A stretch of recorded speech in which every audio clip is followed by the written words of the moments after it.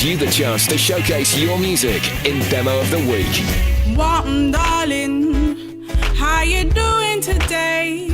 Sometimes it gets on my nerves, but I wouldn't have it any other way. So if you love music and want to discover some of the best kept secrets on the scene, tune in every Saturday from 6 till 7 p.m. On site. Across London, this is Premier Gospel. Premier Gospel. Premier Gospel.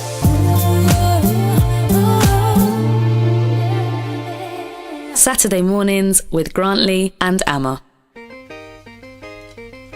Well, welcome back to the programme called Saturday Breakfast with Grantley and Amma. Our guest in the studio is Sarah Teibo and also Antonia Hines. Hello. Hello. Now, Sarah, you were about to tell us how long.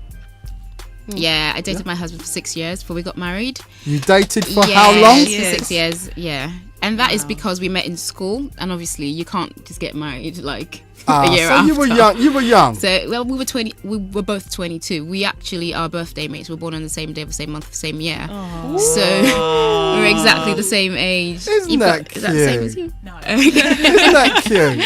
Yeah. Me and Fred Hammond were born on the same day. That's cool. So, but we're not married. No, they're not married. I just thought felt the urge to point that out. Just so, the wrong 6 idea. years. Did you learn quite a bit about him? A lot. And he learned quite a lot about you? Yeah, and still learning, to be honest. Really? Yeah, still learning. What did you learn about him recently? Tough question, right? Okay, for example, when we were dating, there wasn't anything like the Premier League.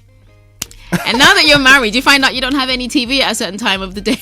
Right. Or of the year, actually. He's into football big time, yeah? He's a Chelsea supporter. And you've adapted to that. I basically support Man U just so that there's a bit of competition. Oh, you're funny. You love listening to music and listening to good comedies. Yeah, I do. Stuff as well. Who's your favourite comedian? I love Raymond Romano. Really? Yeah. Yeah. Wow. Everyone loves it. Yeah. Okay. So there you go. 6 years of dating. Years. Now, I mean, for me, I think it's just, you dated for 6 years. Now, you know when people are in a relationship and they meet someone very special, I mean, how can they, or do you have any advice how to keep those boundaries without getting too physical, per se? Yeah. Do you know, one thing I've realised, because I've been doing a lot of thinking on this subject and studying and research, I've found that when you are single, like when I was single before I met my husband, it seemed like you were literally invincible, especially when you're a Christian and you've said, I'm not going to have sex before marriage. Sometimes the issue of sex and sexual pressure, temptation and sin is inexistent to you when you're single.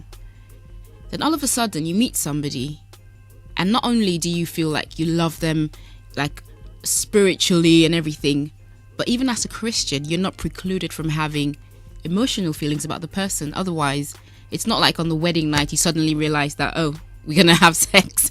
It is, and that's one thing I've realized. We don't talk about the fact that your friendship actually evolves to a point where you're actually sexually attracted to the person, even as a Christian. Because these things are needful. Otherwise, when you get married, you're not going to have sex, basically. That's a fact. So the thing is, when we kind of deny that reality, we are not properly equipped for the eventuality of sexual pressure and temptation that will come to you even as a Christian. So the thing is, and that's this gap I keep talking about. So when you get into a relationship and you're dating, you will feel these feelings for the guy or the girl. How do you manage these things? How do you handle them? First thing, I said this earlier when we were off air, be true to yourself. Be true to yourself and to the person you're dating. Know the kind of things that actually make you vulnerable. Know the kind of places that make you vulnerable. For some people, going to the cinema with the person they're dating, sitting in the dark, side by side, could make them vulnerable. And if you have made a resolution to yourself that you want to keep your virtue as a guy or as a girl till you get married, then you need to be true to yourself and avoid the things that make you vulnerable. You know, there's a chapter in my book that says run Joseph. Basically, he talks about the fact that the Bible says run from all appearance of evil, run from the things that make you weak. The Bible didn't say what things make you weak. So what we do is we choose some and we run from some and we don't run from the others. Sarah, could you tell us a little bit that little mini story you wrote before in that one? That was quite interesting. Yeah, there's a story about a guy basically who happened to be like a a butler, what we would call a butler today, and he was in charge of, he was his master's best, staff basically, and his master's wife had a crush on him. So she tried to set him up and, have an affair with him, but he ran. And that is a fictional story, but then it's the truth, because it's a story about Joseph basically, and what he went through with Potiphar's wife. Yeah. And the thing is, he hadn't read the scripture that said run. He wasn't with his parents. He wasn't a church boy. He didn't have a youth pastor.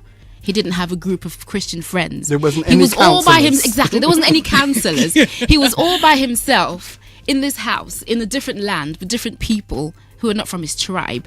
But he had values. He was a young man who had a dream and who knew where he was going. And he knew that there are certain things that would shortchange him where destiny was concerned. Because he could have had the affair with Potiphar's wife and he could have gotten promoted and everything. But what about if she blackmailed him and said, "Now, you can't marry anybody else because you've got me. If you tell anyone, your head's going to go off." If so he could have become great, but it would have come at a bigger price than if he'd kept, to his values and his standards. And you see how God promoted him in the end? He went to prison. And one of the things I said in my book is the fact that making a decision not to have sex is like having a prison sentence, because prison actually deprives you of the things that you want. And in prison, you desperately want to escape. And that's exactly what happens as well when you make a decision not to have sex. It's a battle. You want to, but you know that you've made a decision, and God will help you through that decision and sustain you till you get to the point where you should, express yourself and gratify yourself where sex is concerned. There's someone out there that's saying, you know what, 6 years, boy, that's a long time. You know that you love the person and everything else. I'm not saying 6 years is standard, no. No, I'm not saying it's standard either. But what I'm saying is, during the 6 years, it must have been hard. It was hard. We didn't have sex, but I can't say that, we didn't kiss. There were times when we actually were together alone in a room and we found ourselves becoming extremely vulnerable, that we just knew that, okay, we have to just stop right now. Yes. And I'm being truthful, because what we don't do is we don't tell young people the truth. And then they think they're the only ones going through this. Or they think they've actually, we've done it now, we might as well just go all the way. No, you can actually stop, because as a Christian, I always say this, you're not precluded from having feelings for a person, but you can manage those feelings. I gave an illustration. I went to a youth meeting the other day and I said, how can I describe, or how can I illustrate delaying gratification? Picture Jesus. He was God. He had all the abilities and all the potential he would have had at 30 from the day he was born. So he was a healer. He could turn stone into bread. He could do everything from when he was born. Yet he woke up in the morning, opened the door, saw a leper, couldn't heal that person because it wasn't time. He had the potential, just like we have the potential to have sex. He had the potential to work miracles, to do the healings, to raise the dead.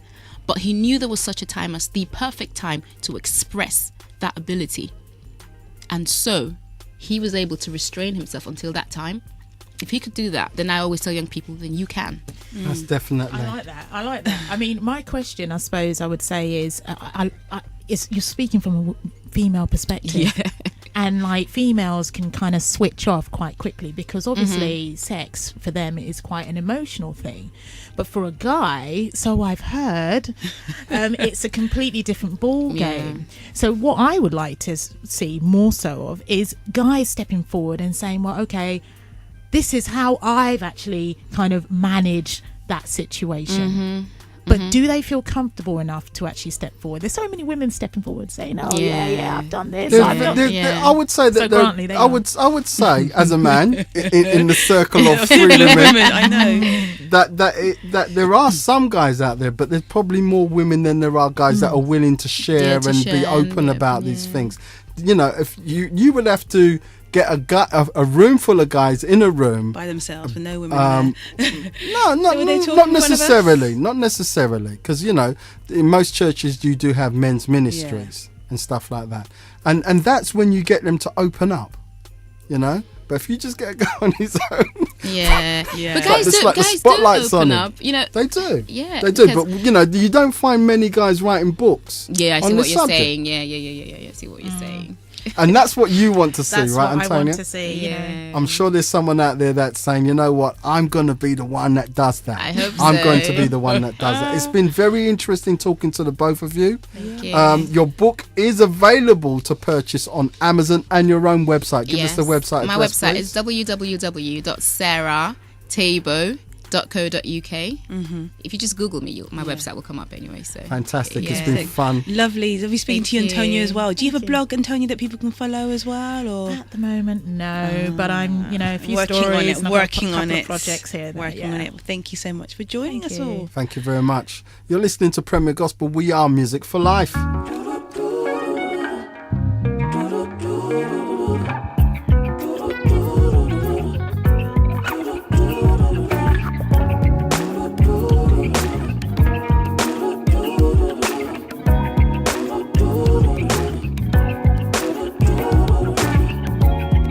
Tell me what you like, or will you show me what to do? 'Cause I don't want to offend you.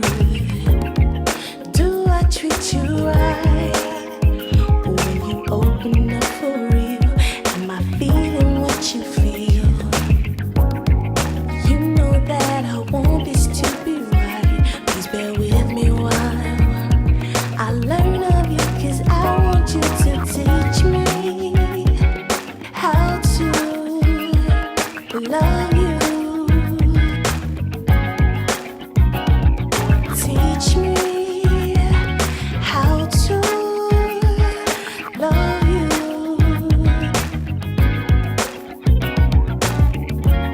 Do you like what I wear?